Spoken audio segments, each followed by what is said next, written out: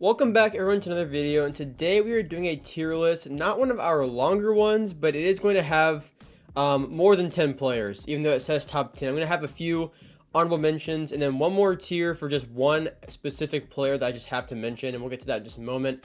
But before we do get into it, if you guys do like these NFL tier list, player rankings, team ranking stuff, I do these a lot, especially in the NFL offseason, which is now kind of underway.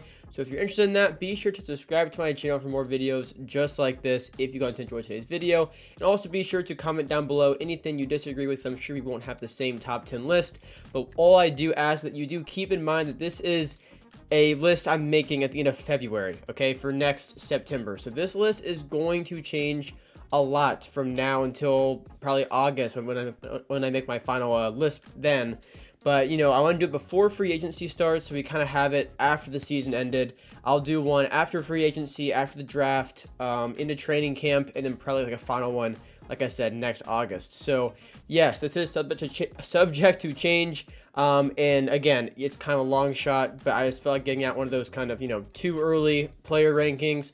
If you guys like this, I can do it for running backs and wide receivers as well. But for quarterbacks, we're going to jump right into it. I do want to start with the question mark tier. And honestly, I named it this because I don't really have a name for it. I just have to I just have to talk about this player. Like, I have to have an excuse to talk about him because I feel like he's very overlooked and overhated now. And that player is Kyler Murray. So I do want to say this, that I think the internet and Twitter and all that kind of stuff has taken Kyler Murray, and he plays Call of Duty, and he's short, and he's bad, and like, Kyler is a great player. He's coming from an ACL tear. The Cardinals are not a good team, really at all on paper, but they do have the tools to kind of get some players, especially in free agency, especially in the draft, and they can, you know, maybe land someone like Marvin Harrison Jr. that could really transform that offense. Like, Kyler Murray's kind of a torn ACL, and also trying to get used to a new coach and a new offense. And he took over like 13 or 14, 15 weeks into the season. Like, I think you give this guy an offseason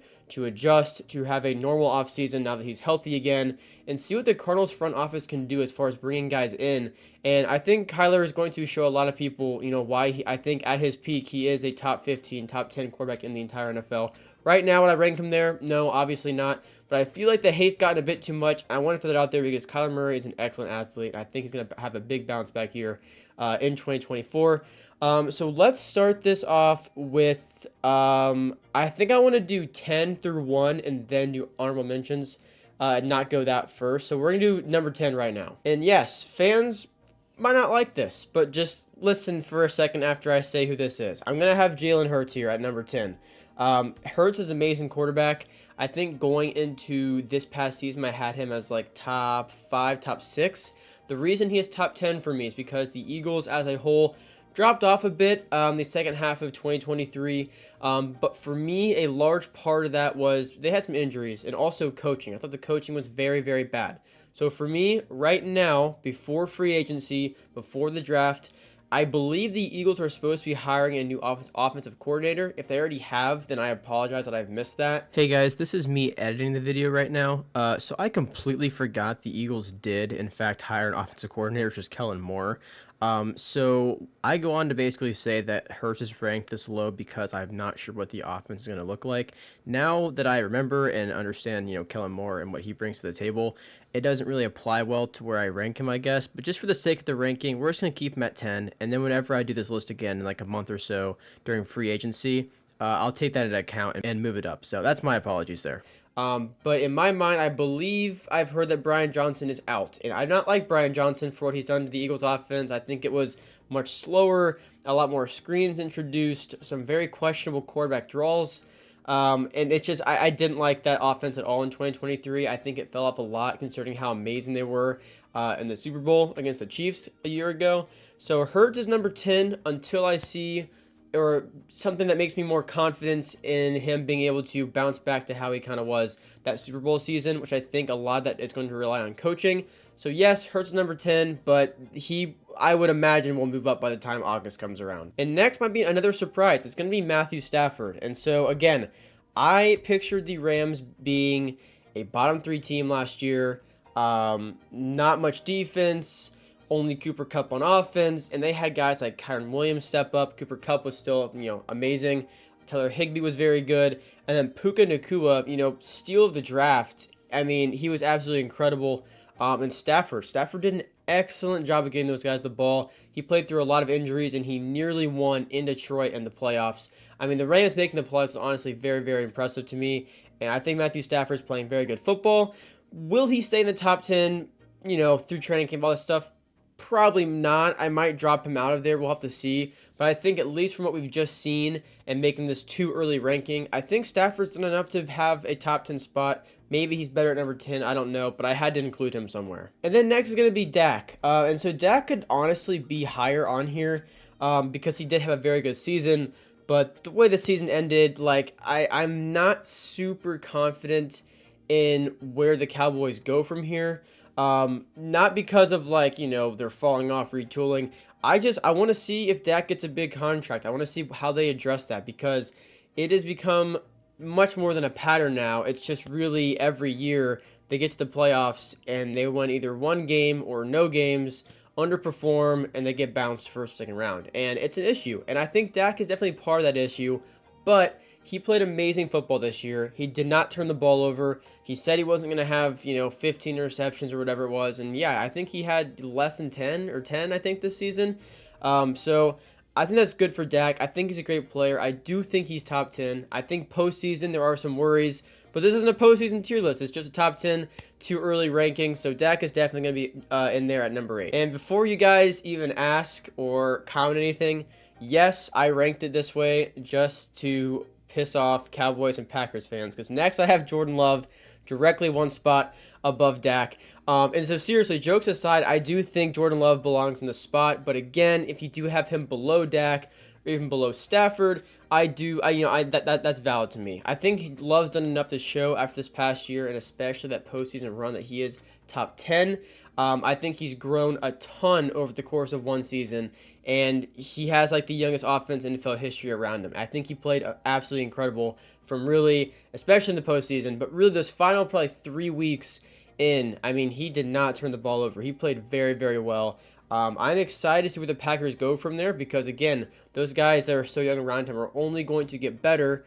And I want to see how Love utilizes that. So I do have him at number 7, but again, that's one where I can see you guys might not being as confident in him and having him lower, and that's also very valid, but I just decided to rank it that way. And then number 6 is going to be Justin Herbert. And so Justin Herbert, I think, it's really crazy to me because he's an amazing quarterback, and I know there's a joke where it's a picture of Michael Jordan or LeBron, and it'll say Justin Herbert in hypothetical situations, because people always are well, if his defense was good, or well, if he wasn't hurt, and it's I do think, it's pretty funny, I'm not gonna lie, but I will say those situations, or those, I guess, hypothetical situations are valid because Herbert's defense sells him a lot. I mean, this guy loses more games than he should, where he has his team in it, and they just collapse around him, and it's just not good. It's just really not good to watch. Herbert definitely needs some help. This season was really rough. Mike Williams goes down basically immediately into the season. He's already down his second best receiver. Quentin Johnston really did not step up and help fill that hole whatsoever, to be honest. Keenan Allen had a good year, but again, Herbert battled injuries. That defense was bad. It was an all-around bad year, but that does not take away from just how good of an athlete and player Justin Herbert is. Yes, I have him ranked above guys that had a much better year than him, but I don't think there's any denying just how good Justin Herbert really is, especially when you consider how many games he was in and then just didn't end up winning when it had nothing to do with him. I'm not saying he doesn't always have a hand in it, but majority of the time, I would say he does all he can to possibly give his team a chance to win the games, and it just doesn't always come out that way. Again, considering the year he had, though, if you have him lower in the top 10, I do, I can agree with that. I think Herbert is definitely a top 10 quarterback, though, so I wouldn't have him out of the top 10, but I would understand having him a bit lower on this list. And then coming in at number 5 is CJ Stroud, which is crazy to me because this guy, I mean, not a lot of rookies come into the league and are instantly top 5, top 10. And this guy is, in my opinion, undisputed top 5. Stroud is incredible. I've really, at least in my lifetime, never seen a quarterback step in and take a team that, not even on the fringe of being good. I mean, they had 3 wins, and then they were in the playoffs and advancing to the divisional round. I mean, that is incredible. for a first-year quarterback to do with a first-year head coach. So Stroud, in my opinion, the real deal. I thought he was going to be good. I thought it would have taken, I think my exact take or opinion on him last year was that he was going to be good, but it would take some time and probably a couple seasons, and I could have been more off. I thought he was going to be good, but not this good, not this fast. So Stroud is incredible, definitely top 5 in my opinion, and the future in Houston is very, very bright. Next is going to be Josh Allen. I think Josh Allen always kind of hovers around this, 2 through 5 range. I don't get all the Josh Allen hate. I understand he is not always as careful with the football as he probably should be, but I mean, he stepped it up big time this year, and his team was, very, very close to not making the playoffs. That last, 4-game stretch, won all those, won in the playoffs. I wish they got over the hump and beat Mahomes in the playoffs just for his sake to kind of gain some more respect. I do think he can be overhated at times. But Josh Allen, in my opinion, is definitely a top 5 quarterback. Unbelievable arm strength, unbelievable athlete. And hopefully he will find more postseason success here in the coming years. And then again, here is one that people might not like depending on how you feel about this player at all, but especially after the year they had, and that is going to be Joe Burrow, who I have here at number 3. I think a healthy Joe Burrow is the best matchup for Mahomes. I mean, he's proven to beat him in 3 out of the 4 games they've played. I think Burrow's an amazing player. He took the Bengals to the Super Bowl after they were terrible. I mean, just really, really bad for however long that was. I think health concerns are definitely valid. I think if he gets hurt again this coming season, which hopefully he doesn't, I think as of right now, you can kind of write off his injuries as just like, freak accidents as far as his leg, bending the opposite direction, tearing his ACL. I think the wrist thing is just kind of an unfortunate part of the game. But I do think if the injuries persist, you can make a case for maybe not always reliable because of injury proneness or whatever it may be. But again, we're not to that point yet. So in my opinion, Burrow is definitely a top 3 quarterback in the NFL. I know he is often kind of compared to, Josh Allen as far as being like the number 2 spot. I think after this year, I can't rank him above the 2 players that I have ranked at number 1, number 2 because he, just didn't really play all that much. But I do think a healthy offseason going around next year. And also, they just franchise tagged T. Higgins. So, again, that's a big wide receiver number 2 for Burrow, who will be playing with him next year. Going to help him out a lot. So, I do have him there at number 3. And then next, which Bengals fans are really not going to like, is Lamar Jackson. But again, I can't rank Joe Burrow over an MVP player who took his team to the AFC Championship. Lamar had an incredible year. I know it wasn't the craziest of MVP voting years for all these different candidates, but still, he had a great year. And it showed because they gave him weapons around him to actually use, and shockingly, he used them well because, he didn't really have anyone else around him the previous, 4 years, whatever it's been now. He had Mark Andrews before, and that was really about it. Now you have Zay Flowers. Odell is a reliable receiver. No, he's not going off every week, but he's a reliable veteran. Mark Andrews, Isaiah Likely, I think, has been very good. Rashad Bateman is solid.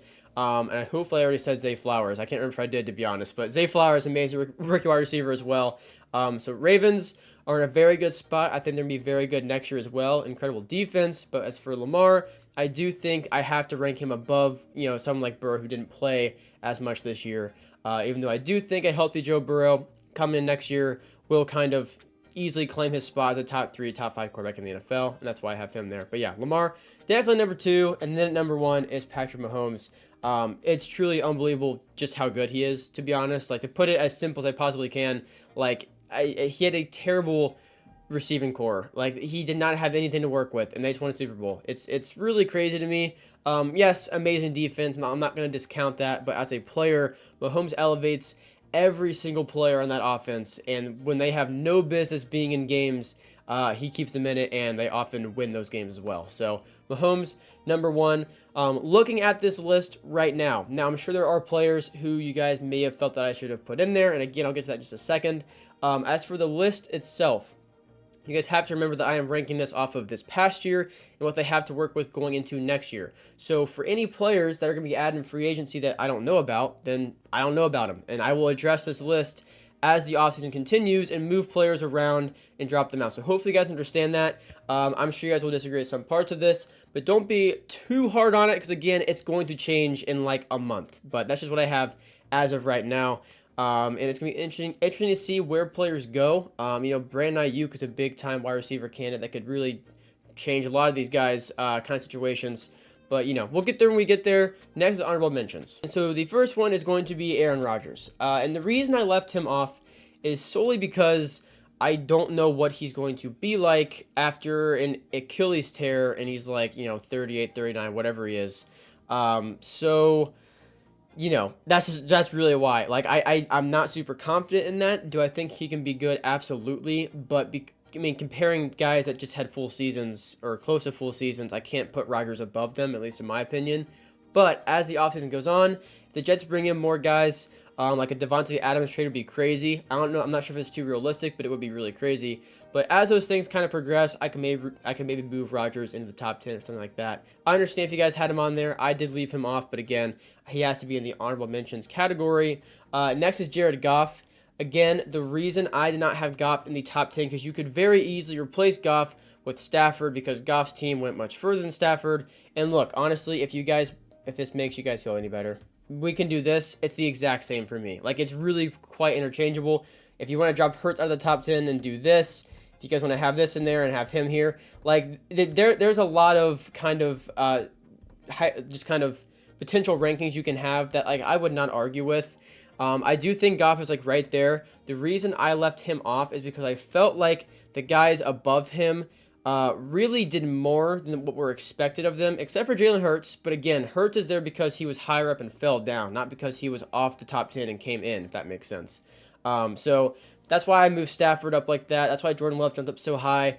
And again, Dak was already kind of right in there anyways. So Goff, yes, you can make a case for him being there. And if you had him there, that's perfectly valid in my opinion.